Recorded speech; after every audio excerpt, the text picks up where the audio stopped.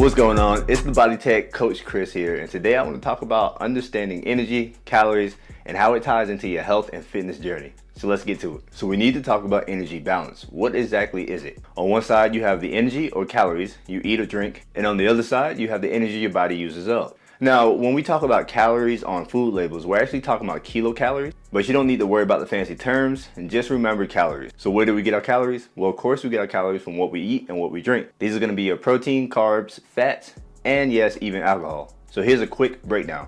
Protein and carbs have 4 calories per gram. Fat is going to have 9 calories per gram, and alcohol is going to have 7 calories per gram. Now, it's important to also understand how our body uses up the energy that we put in. Our bodies are going to burn calories in different ways. You have your resting metabolic rate, or RMR. This is going to be the energy your body burns up just by existing, even when we're at rest. Then there's the thermic effect of food, TEF. This is the energy our body uses to digest and absorb food. In this case, protein makes our body work harder than carbs or fat. So if you're on a weight loss journey, having a high protein diet is going to be beneficial for you. Next, we have the exercise activity thermogenesis, or EAT. This is simply the energy that we burn during our workout. And finally, we have our non-exercise activity thermogenesis, or NEAT. This is going to be the energy we burn doing everyday stuff like walking or fidgeting. Okay, so now we're familiar with the different ways our body uses energy. Why does this matter? And how can we use this information to help us either maintain our weight, lose weight, or gain muscle?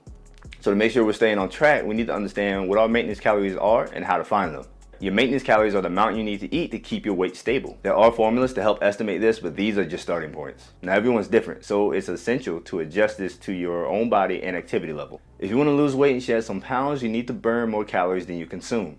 A good rule of thumb is to aim for a 10 to 20% reduction of your maintenance calories. If you're trying to gain weight and build muscle, you need to eat more than your maintenance calories. Now if you're new to training, you might need a bigger calorie boost. But if you've been at it for a while, a smaller surplus might be better to help avoid gaining too much fat. In the end, just remember that everyone's an athlete in their own way. Whether you're hitting the gym, playing sports, or just trying to be the healthiest version of yourself, understanding calories and energy can be a game changer. It's not just about numbers. Listen to your body, adjust as you go, and always prioritize your health and well-being. Thank you guys for checking out this video. This is the Body Tech Coach Chris here. If you have anybody who you think might benefit from this, like, share, and subscribe, and I'll see you guys on the next one.